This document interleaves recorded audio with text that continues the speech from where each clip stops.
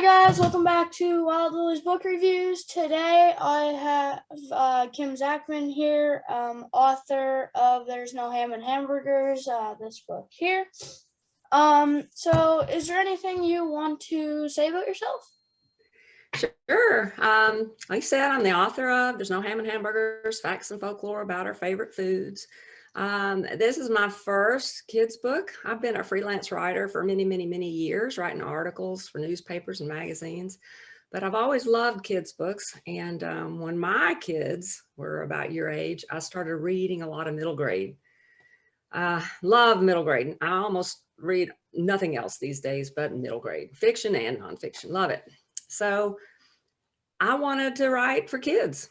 And so I did some of my experience with as a freelance writer, doing research for topics and stuff. And I decided to write for kids. And that is my first nonfiction book for middle grade.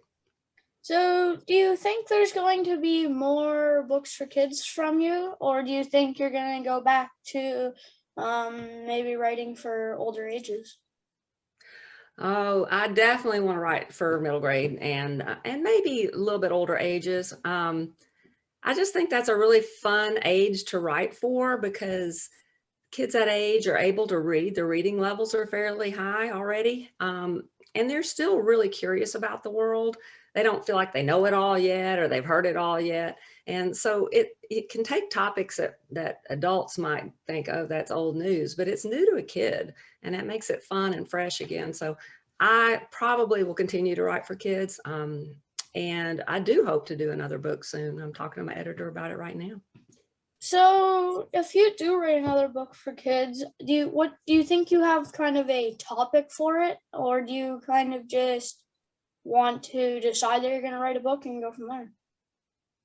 Well, I always have ideas. See, that's kind of a little bit of a blessing and a curse for me. I have lots and lots of ideas. My problem is they're not all good. So I have an idea. I'm like, oh, this is a great idea. And then I start doing some research and see what else is out there. I'm like, this is not a good idea after all. So I'm working with my editor now and we have several ideas out there and I'm going to let them tell me what they want next. In the meantime, every time I have an idea, I write it down and I start doing some research for it. So there's lots of topics I have, and I also write fiction too. My fiction work is not up to snuff yet to be published, but so I'm working on that. So I like to work on lots of different things at the same time. So I got lots of things going on. So in your book, There's No Ham and Hamburgers.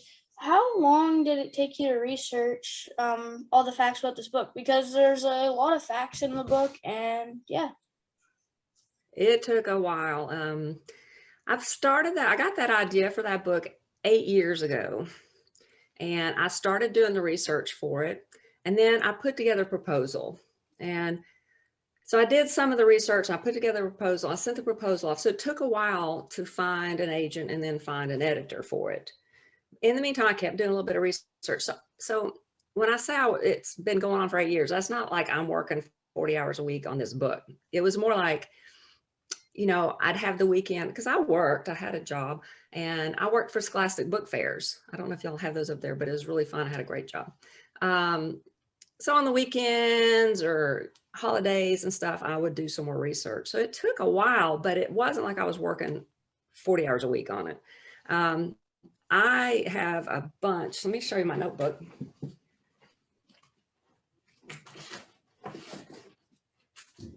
This is just some of the notes I took, just some of them, because I take a lot of notes.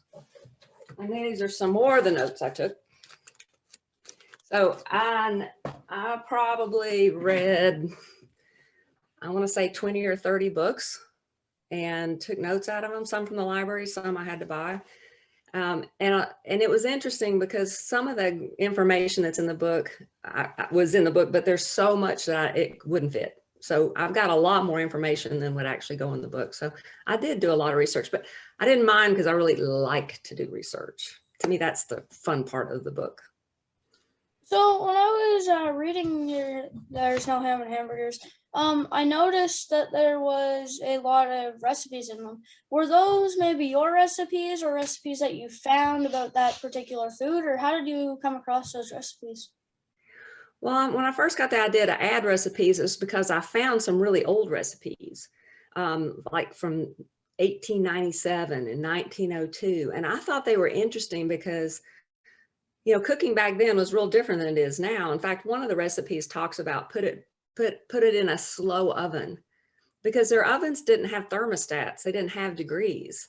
And I thought it would be interesting for kids to see what cooking was like 100 years ago and how different it was and how much harder it was because we didn't have thermostats on our ovens and things like that. How hard it would be to bake a batch of cookies when you don't know what the temperature is and you don't have an electronic timer to tell you that 8 minutes is up. How hard baking and cooking would have been back then. So that's when I got the idea of not having recipes. But then I thought, well, I can't have a recipe at one chapter and not have something with every chapter. Then I started looking around to make sure every chapter either had a recipe or an experiment. And some of the recipes are mine. The chicken nugget recipe is mine. I have celiac disease, so I have to eat gluten-free. I cannot have any gluten in my foods. So I kind of adapted some recipes that I'd seen for homemade chicken nuggets, and I made that. It's a family favorite now. But that is my recipe. So when I was reading your books, I bookmarked some of the interesting facts that I thought that I had. So well, I used your bookmark for one of them. So it was the what's another one?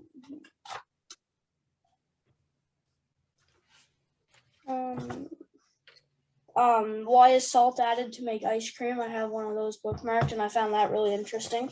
And also, who came up with the name hot dog? I found that interesting too. Peanuts got creamed. I found that interesting. And cereal wars, like who first made the Kellogg, the first ready-to-eat cereal. And if you guys didn't know, I put a poll on my Twitter of questions of who made the first cereal. So make sure to go vote on that right now.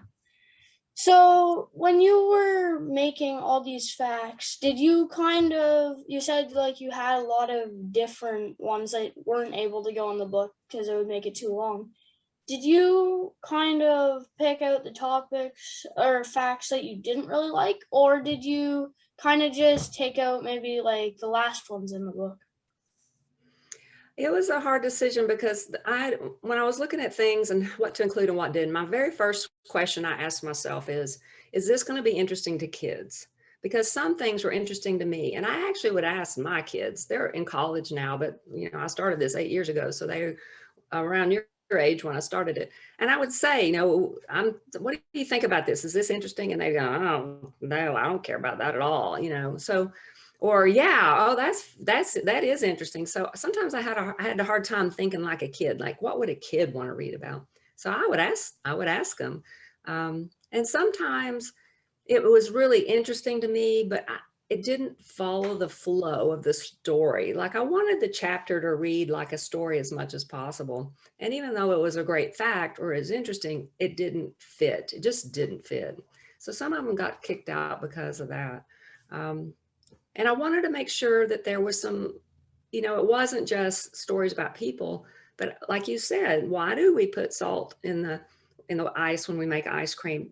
That's science, that's physics and chemistry and science. And I think it's important whenever we can to learn new things. And if we can learn them in a fun way, that's even better. So I did try to make sure there was some good science tips in there too, and some science information in there. So I think fans of your writing kind of want to know, do you have any books that you know are coming out in the future? Like I said, I'm working with my editor now, and we're making final decisions. They're interested in possibly a book similar to the hamburger book about drinks, about some of our favorite beverages. So that's probably the most likely one that will be coming out next. And hopefully that will be out in about a year. but we're still finalizing some of those details. Whatever I'm going to write, it's going to have that humorous nature to it because I like fun books and I like to read humorous books. So, and when I was a kid, I did, and I still do as an adult. So anything I write is going to be fun and have some fun in it and have some humor in it. So you can always look forward to that. When did your love of writing kind of start? Like, was it when you were a kid, or did you kind of find it through college, or when did you start to enjoy writing? I loved to read when I was a kid, and I always thought it would be so cool to be a writer. And this is a part where I get mad at myself, and I'm going to tell all you kids out there, don't do what I did. I thought being an author was just like being an astronaut or being a rock star. I didn't think I could do that.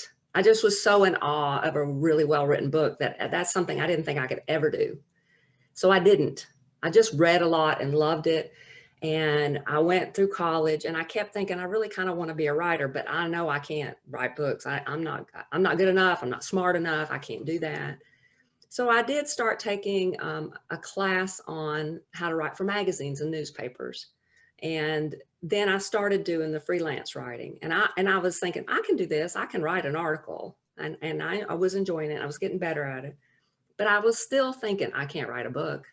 It took me a long time to say, wait a minute, other people can write a book. I'm sure I can learn how to too. And it is a craft. It is a skill. It is something you can learn how to do. So it took me a while to learn how to write for kids because that's very different than writing for magazines and newspapers. But I'm so glad I finally quit telling myself I couldn't do it, because I wasted a lot of years. I wish I hadn't done that. So tell you and all your friends, don't do what I do. If you think you want to do something, go for it. So when you started writing your first book, what were some of the challenges that you came across that you had to overcome? Well, I really was surprised because I said I'd been a freelance writer for 10, 15 years before I started trying to write for kids. And I was really kind of surprised at how different it is to write for kids. It's actually quite difficult to do it right and do it correctly because you have to worry about vocabulary for different age groups. Like a chapter book has a vocabulary requirements because that's age, grades 2 and 3, and middle grade has other requirements, and picture books are really hard to write. So I was kind of surprised at how difficult the craft of writing for children really is. It's fun and I love it and I love the challenge of it. And that's why I don't think I'll ever go back to writing for adults, because I really love the genre and I love writing for kids, but it's really difficult. I don't think other people get how hard it is to write a children's book the way it should be done. So that surprised me, that how difficult it really is. It took me a while to learn that.